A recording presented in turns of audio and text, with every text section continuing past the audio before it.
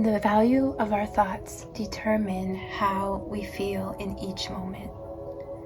Life is really, really simple. What we give out, we get back. What we think about ourselves, the concept we have of ourselves, becomes the truth for us.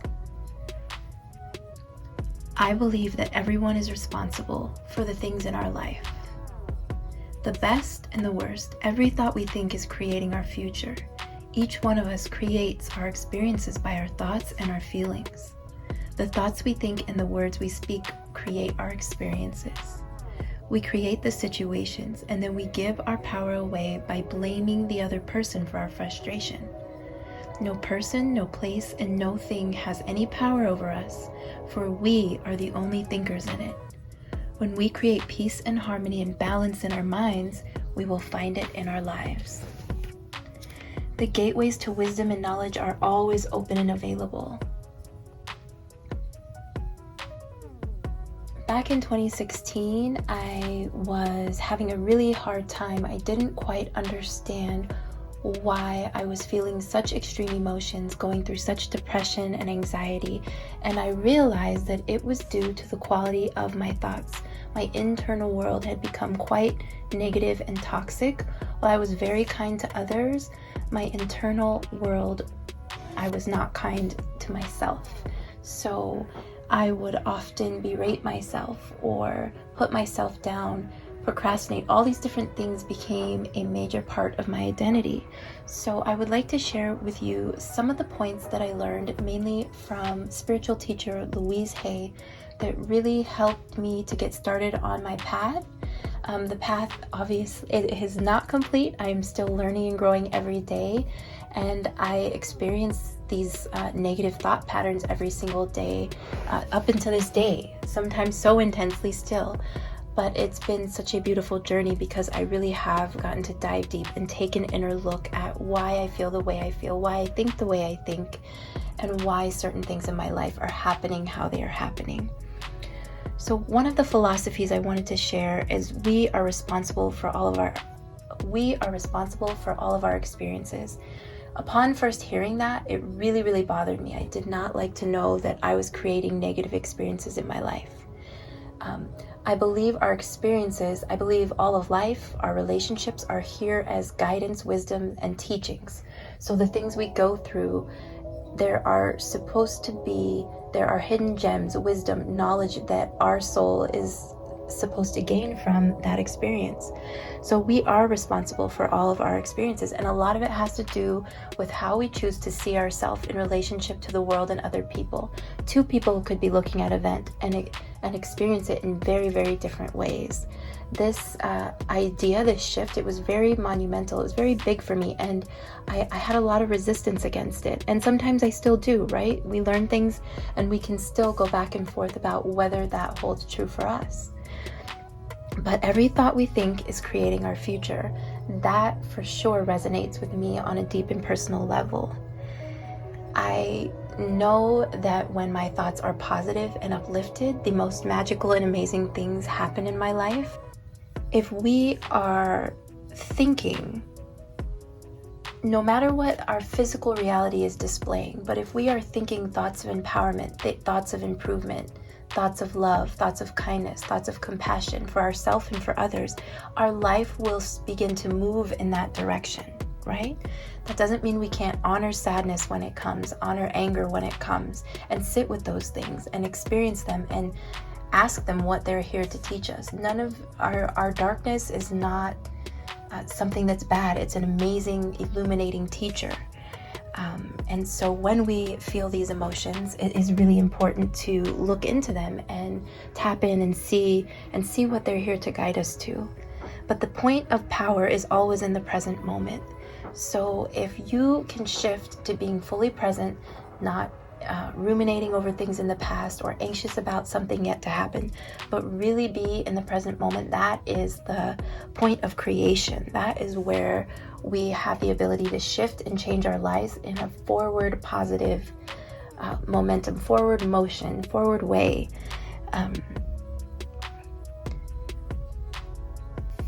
On a deep, deep level, everyone suffers from this feeling of self-hatred and guilt. We hold ourselves to be not enough. We think we're not good enough, smart enough, beautiful enough, interesting enough, all of these things.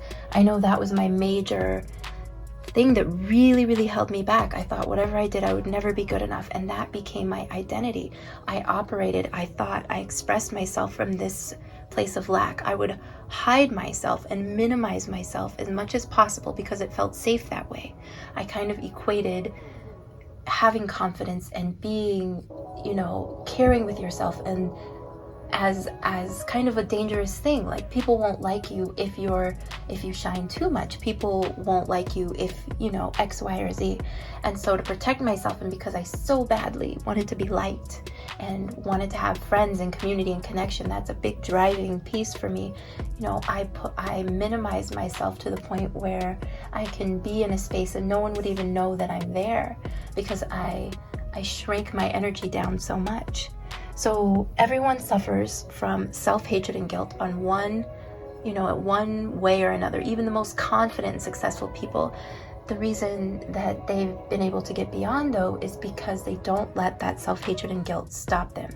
They've developed mechanisms and ways of, thinking that can pull them out of that intense loathing feeling so that they're still able to progress, move forward, and expand. The bottom line for everyone is that I'm not good enough. Who I am, as I am not good enough. I need to prove my worth. I need to hide. I need to, whatever it is, I'm not good enough. Who I am, just as I am, isn't enough. I need to change this. I need to get this done. I need to become this. Then I will be good enough.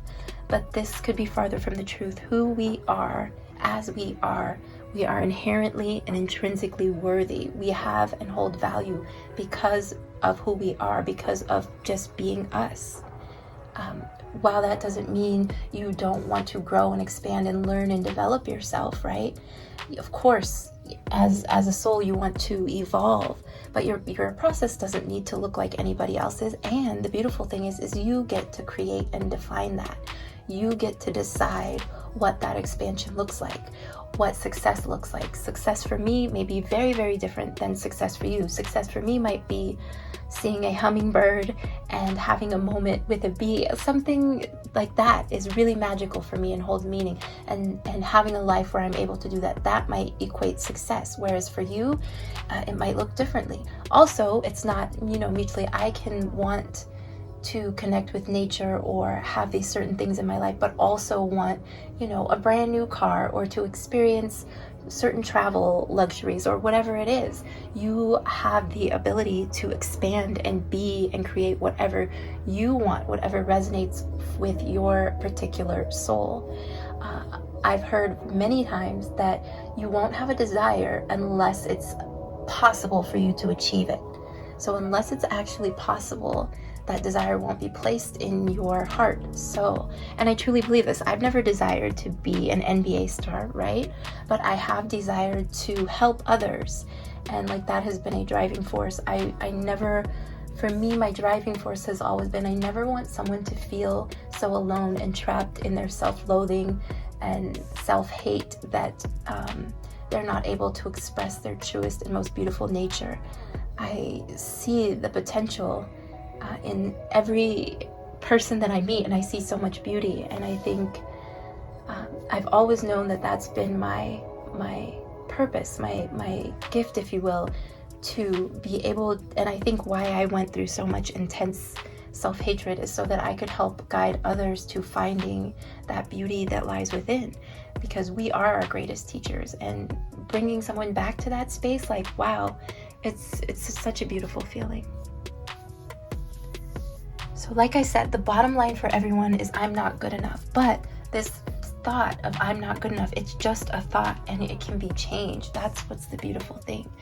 Just because you've thought I'm not good enough a million times doesn't mean you can't change it. You can start to think another thought. You can start to create a new self-concept, a new self-image, a new understanding of who I am in this world. So if I have the thought I'm not good enough, I can begin to mold that. I can notice when I'm thinking that thought of I'm not good enough. And I could say, I'm learning, I'm doing the best I can, slowly working that thought out. And it takes time and it takes repetition. We've had these thought patterns sometimes 30, 40, 50 plus years or more. And it's not going to be an overnight process. But if you agree to show up for yourself and do this work of redefining yourself, I am magnetic, I am beautiful, I am kind, I am generous, I am fun, spontaneous, whatever it is that you want to be true for you, whatever resonates in your soul, you can be that. You can be that simply by changing your self-concept. Because when you change your self-concept, when you change what you believe to be true with you, your outside will change. Because if I believe I am healthy, I am vibrant, I will begin to take action on the things that can make me feel this way, right? I will begin, even if I have nothing, if all I have is my mind, I can begin to make these shifts, which will inform my actions and will create an incredible outcome. I'll be able to create the future that I want. I will be able to create instead of staying stuck in the past.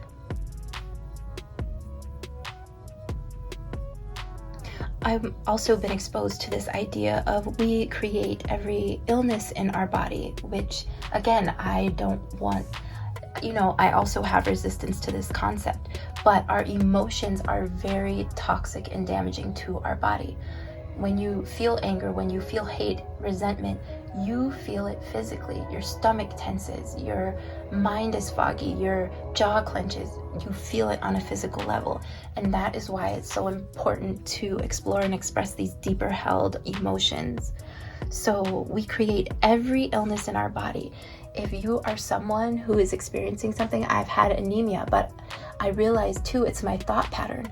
It's this thought of I'm not good enough, I'm not worthy. And it's almost as though you're looking for something too that can just completely remove you from your life force energy so that you can just stay in that space. We become used to identifying with these emotions and we don't know any other way, and it feels paralyzing at times. And it manifests, like I said, in dis-ease in the body. So resentment, criticism, and guilt can be some of the most damaging patterns. And half the time these emotions that we're feeling, they're not even ours. They could be from family members, deep held family patterns that your mother had, that your father had, that you observed as a child and you took on as your own. So releasing these resentments and criticism, guilt can dissolve even the most intense of cancers and diseases. When we do that in combination with good nutrition, with rest, with support. Granted, all of these are luxuries, and I'm not saying they're available or that's not what I'm saying. This is definitely, one of the points, but we all have a mind and we can all begin to change the way that we think and how we relate to ourselves. We must release the past. We must forgive everyone. So many issues in my life have come from holding on to resentments and angers. This person hurt me, and they did hurt me, right? There's no question about that. They did hurt me. But what I did with that is I hurt myself 10 times more. It's almost as if I didn't deserve to move on and find happiness. But the minute I began the process of being open to forgiveness, things really, really changed for me.